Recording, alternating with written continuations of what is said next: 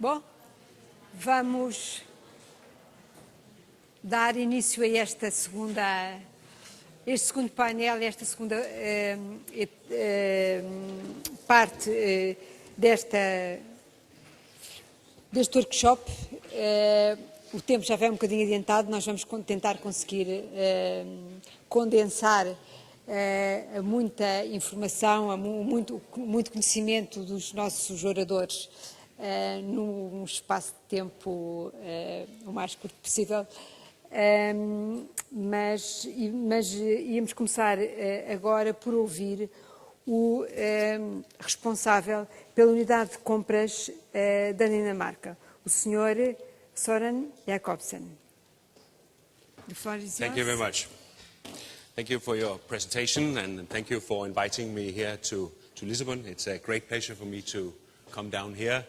I believe very much in the sharing of knowledge, firstly, and secondly, you can imagine for a person coming from the cold north, it's always a pleasure to meet the summer a little early down in your beautiful country.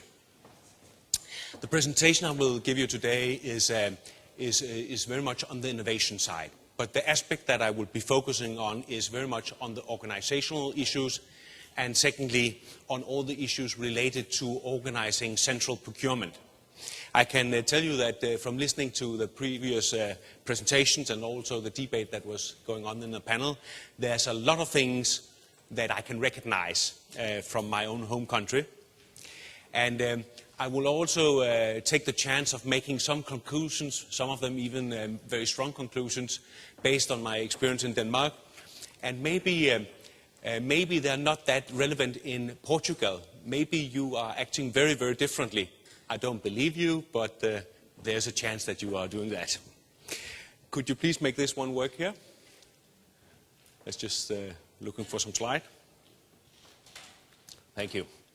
I have chosen to address the agenda like this. I will tell you a few facts about the company SKI, a little about the company's strategy, and then I would introduce you to some 3 different new business concepts that we are having great success with. I would say, first of all, my presentation is often very unusual in relation to public procurement. One of the reasons is that I have no background as I'm not a public servant. I'm not been educated or have my career in the system. I have a total different background. I have a background from the newspaper industry, where I have been for years, was the commercial director of a big national morning paper in Copenhagen. But the reason why I was hired to this company in 2002 was to make a turnaround of the company. And I had a very visionary chairman who believed that, the legal aspect of the EU directives was to be solved. That was a kind of the engine in such a procurement organization, and the problems related to that could be solved. The key challenges, and you will probably see that as a theme going through my presentation, is that what it actually takes when you work with procurement is very, very much management and leadership. And then it's also a lot of sale and marketing. But have that in mind when you see my presentation here. So when I joined the company in 2002, I knew absolutely nothing about public procurement. Hopefully when my presentation is over, you won't say that I haven't learned anything, but let's see. The company is established as a limited company, and that has been a great, great advantage in a situation where we wanted to make a turnover of the company. First of all, we have to own our own money. That means that everything that we do and work with has to be of a certain volume so that we can make our own money. We are not on any budget. And one of the themes that I also heard today is that when you work with public procurement, there is so much to be done. So one of the key issues when you are thinking about working with public procurement is, how do you prioritize? Where do you put your effort? Where do you create the biggest value of what you're doing? And being a limited company, we combine these 2 things because we are focused on putting our effort into areas where there's big money for us and big results for our customers to be made. The reason for this is that it's not enough just to make interesting contracts. As an organization, we are also very much interested in that the contracts are put in use by our customers, so that they are put in place, because the way that we are financed is that we have to earn our own money, which typically is a 1% fee that the vendors pay to us for the revenue generated on our contracts. Because of that, we have a big interest in going into the big areas, big volume, and we are very focused on making success of what we're doing. Another thing, being a limited company, which is very important, is the situation that we can hire and fire people like a private company. I mean, I tell you, the task of building a central procurement unit takes all the competences that you can get. And it is even very important for us that we are able to pay people good salaries.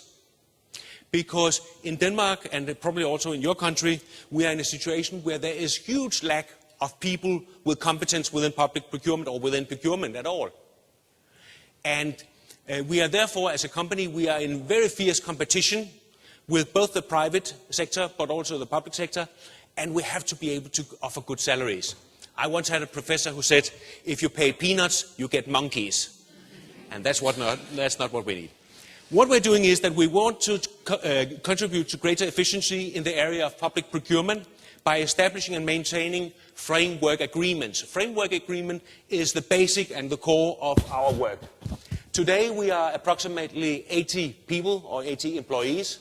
We have actually grown from being 30 people in 2002 until 80 today. We have 45 framework agreements. That's a very difficult measure because these 45 framework agreements are actually divided into 150 subcontracts. So we have in Denmark, we have these 150 subcontracts, and we have in total at SKI about 700 vendors on these. The way we are owned is also a very peculiar construction because we are owned by the Ministry of Finance with 55%, and we are owned by the National Association of Local Authorities for the rest, the 45%. So we are a very strange construction. We are a cross-public owned company. This is just to show you the way we're thinking. If you see this as the area of which, or in these areas where the public sector are procuring, if you look at a municipality, there will be between 150 and 170 different areas where they need to make their own tenders and their own contracts, or they need contracts. But the way that we're viewing things at SKI is that we are very much into viewing what is actually the procured volume, and therefore what is the potential for us in this. That's this dimension. On the other dimension, we're focusing on the degree of standardization. Is this the goods, are they the same that are used across the public sector from local authorities to state authorities to regions and semi-public companies? Are they the same or are they very different? The more similarities there is in the use of the product and services, the more relevant it is to us. So therefore, our focus has always been in this left-hand corner, lower corner, and we are expanding the business every year with adding between 3 and 5 new contracts. This is very, very important for us, this way of viewing things. Because as the Secretary of Finance was just addressing this morning, working with centralized procurement is not popular. Don't ever imagine you will become a popular person in Portugal. You can bring yourself in a situation where people can have respect for you, but popular, that's not the name of the game. The thing is that, working with public procurement is a kind of a centralized initiative. And I know I'm teasing you a little now because, of course, that is not the situation in Portugal. But in Denmark, the situation is that in most parts of the public sector, they think that everything is solved best decentralized. I guess it's not this case here in Portugal. But so that means that if you are working with these things, you are into a very severe competition with actually your customers or your client, namely the whole of the public sector. And because of that, this is extremely important, because look here, we say this area is where SKI have our focus, and then we leave a lot of areas. I mean, there's 150 areas here, product and service areas. We take care of the 45. That means that there is more than 100 areas left. for the different and decentralized organizations to put their focus on themselves. So because of that, we don't go into road work, we don't go into medicine, we don't go into buildings and constructions and so, because we say, first of all, we have to prioritize our effort. Secondly, it's the type of framework agreement or areas where it makes a lot of sense that the procurement is done decentralized. So we, in our business concept, we pay respect to that, saying it makes a lot of sense, there is enough room for all of us, there's a lot of work, enough of work for all of us, so that if we're meeting with a procurement officer at one of the local authorities, we say to him, please, you take care of these areas, we take care of these, and then there's room for all of us. That's an important learning in our country. Now, this is of course, a figure that I'm very proud of. You know, we started the new strategy in 2003. And as you can see, a lot of things have happened. We have gone from 4 billion Danish kroner in revenue to this year, we did the 13 billion Danish kroner. 13 billion Danish kroner is equivalent to 2 billion euros. And for a country that is half the size of Portugal, that's very good. Actually, I think that I haven't met any country where actually a central procurement unit has built up such a position as we have here. What you also can see is that we are servicing all kinds of public entities. Central government is the green one, municipalities, semi-public companies, and then also the regions. You can see that this last year we had a growth of 14%, but it was divided very differently. You could see here the regions grew 41%. That's growth figures that I like. You see here the local authorities grew by 32%. Very nice. And the picture is that you can say, if you look here, you can see the share of our turnover, where it is generated. It is mostly generated within the state, and only for 33% from the local authorities. And that doesn't reflect anything from the procurement volume. In Denmark, the procurement volume done by the municipalities or the local authorities is more than 2 times bigger than the central state. So what this figure actually shows you is that the state and the central government has a larger tradition to implement contracts. They are more used to do that than the local authorities. And another very important learning from this, and that has a great influence on the way that we're thinking, is that the more professional the procurement organizations are in the public sector, the more they use a central procurement body.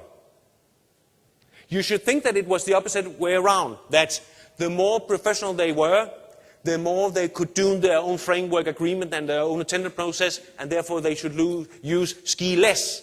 That's not the case. The case is, the more professional they are, the more they use us. And a very, very good example of this is that the regions here are using us so extensively. You know, the argument is the following. If you are a competent person working with public procurement, you of course will take into consideration why do a piece of work why repeat a piece of work that has been done by somebody else? Why do that? So the regions, they are very professional. They are having very big procurement functions, but these procurement functions has focus on hospital equipment and hospital articles.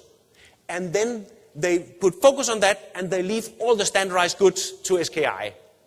So we have a very formalized and a very precise share of work with them. And if you think about it, it makes a lot of sense that you are doing that, so that we don't have to repeat ourselves and bother the vendors more than necessary in the public sector. This is the areas where we have our revenue. You can see IT is very big with 31%. Actually, if you take the IT together with the tele and data communication, we are getting close to 40%. I have always a rude comment in this. We are nearly 40% of our turnover comes from IT-related services. Do you know why? Because there's no procurement people involved here. The thing is that the IT people, they want solutions, they want it quick, they want it in a cost-effective way. They don't have that many ambitions of doing their own procurement. That's the discipline that is very connected to the procurement officers. So therefore, actually the more procurement officers there is involved, the more complicated things are getting here. You see also energy is very big, that is electricity and gas. And then also consultancy services are building up tremendously. We are having management consultant services, IT consultancy services, we have engineers, we have PR and marketing bureaus, and the lot. And we are developing that all the time. And then you can see the areas get quite small quite quick. The strategy we are having, I'm not going through that in detail, but just to let you know, we have a vision here to the left. In order to follow that vision, we have 8 distinct sub-strategies in this priority, and then there's some action points following it. The number 1 is attractive framework agreements. I mean, if you're not able to generate or to produce attractive framework agreements as a central procurement unit, you have no right to live, you know. Then you should not be here. I mean, that is number 1. And then I can tell you something else. We did a lot of argumentation about, you know, process savings, you know. When we make a framework agreement, we do the tender process, so our customers are realizing a lot of process savings because they don't have to use time on this. But I have to be quite frank with you, and I'm sure, once again, that's not the case in Portugal, but it's the case in Denmark. The time is not of essence within the public sector. I mean, they're not that worried about to spend time on things that has been done before. So these process savings, even we can argue a lot for it, and it has a lot of positive effect, we decide to view it as icing on the cake. Our framework agreement is tip-top, and the process savings that the customers are making are icing on the cake. The way that we are generating these attractive framework contracts is, you know, key to us. The first thing is that we are only doing things when the customers are very closely involved in it. Every time we do a tender process, we have between 15 and 25 customers in a user group following us in the whole of the tender process. This is critical because you were also addressing it before when it came to innovation. It is of essence that we know what are the needs by the customers, what are their present prices, what are they looking for in the future. And secondly, it is extremely important that we get those people above, or you know, that they're committed to SKI so they become good ambassadors. There's not such good representatives of centralized procurement that satisfied customers, that are being ambassadors for their contracts. They promote these contracts, they say they are the best in the world. Hopefully they are, but it's actually mainly because they have done them themselves, you know. Then it's good. Then, of course, we also are working a lot to try to build up volume, to make committed volume. Because if there's one thing that gives you respect amongst the vendors is that, you know, that they know that there is a big and large volume within these contracts. And I mean, for me, it is very logical that the vendors, they have to see this as a pure business opportunity. They have to decide, should we bid in with a sharp price and a good service, and give it at a very good price, and by doing that, save money in the later sales effort and in the later tendering effort. And only if that is in balance, we will have success. Then there's a lot of priority we need to do. I must say that the challenge for us is that there's a lot of the public organizations that are not working professional with procurement, and we cannot help them that much, you know.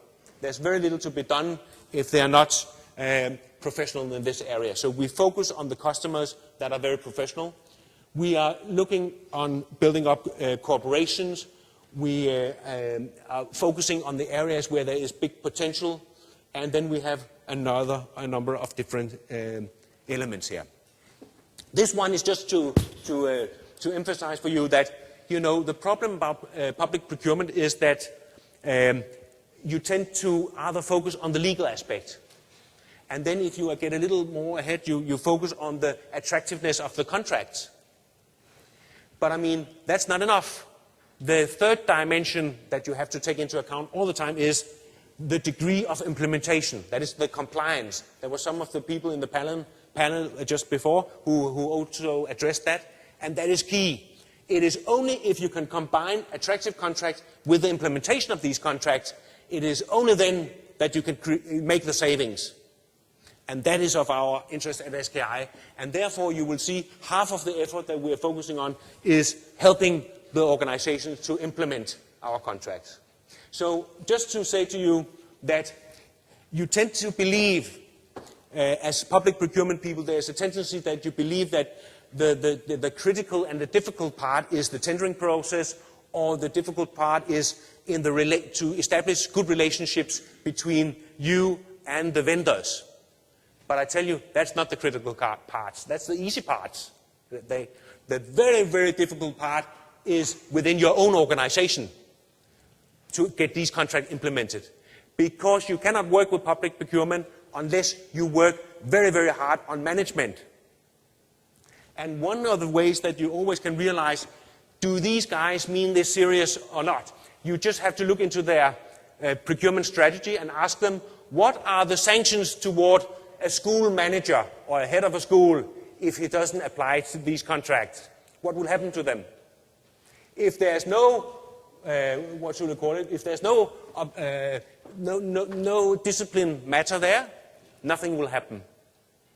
It is very important that you both put up the benefits, but also are addressing this issue internally, and you have to back that up. So just to make sure, I see the very important role at SKI is that we want to be the interactive company, because it is only by creating very close relations with both the vendors and the procurement people and the public organizations that we can create value.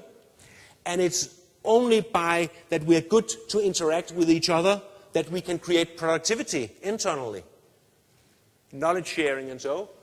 And so we focus on this, and in everything we do, everything we back up this interactive thinking.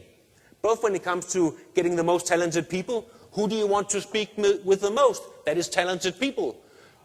How do you want to organize? Well, we even our building is very open. It's an open office. We have very good conference facilities and so. Supporting technologies, everything we do, we support interaction, and then of course, good management.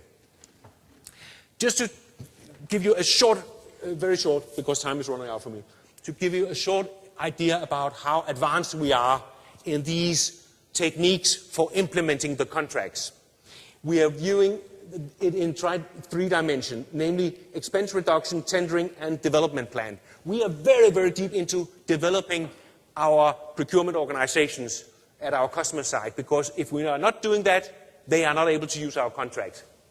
We are having a very interesting concept we're calling partnering concept, where we actually are lending out employees to our customers. We're lending out employees, and we have at the moment 12 of these partnerships, and you can imagine we are training kind of black belt people in working in our customers' organization, and they share knowledge about what works and what doesn't work in our own organization, and it is extremely effective. Extremely effective. We have 1 billion in turnover within the universities using this concept. Then we have a maturity model where the public organizations can evaluate themselves. How professional are they recognizing they are? So they evaluate themselves, they do a self-evaluation, and then we can compare their level of professionalism towards other similar organizations. And a new concept we have here, is the last thing I would say, is that you will realize, if you want to have a short evening out at a nice dinner, you should just, when you're sitting next to a nice man or a nice lady, just begin talk about public procurement. Then it's a very short and boring dinner. It's kind of the same when you talk with public management. When you meet them and have to make them pay attention to public procurement, I mean, if you go into talking about spend analysis, how to implement, how to apply to the EU directives and so, you will lose them within 5 minutes. what we have experienced is that when if you are able to meet the management and link procurement to actually cost cutting, then they are very much on the beat, because that is the issue that they are facing in all parts of the public sector in Denmark, that is cost cutting. And if we are able to help them with that, and we have developed a concept where we do that, then we have a very good reason for talking to them about professionalizing their procurement and implementing our contracts. So, ladies and gentlemen, I had a lot to say. This was some of the key findings, and I hope that they could be of some inspiration to you. Thank you very much.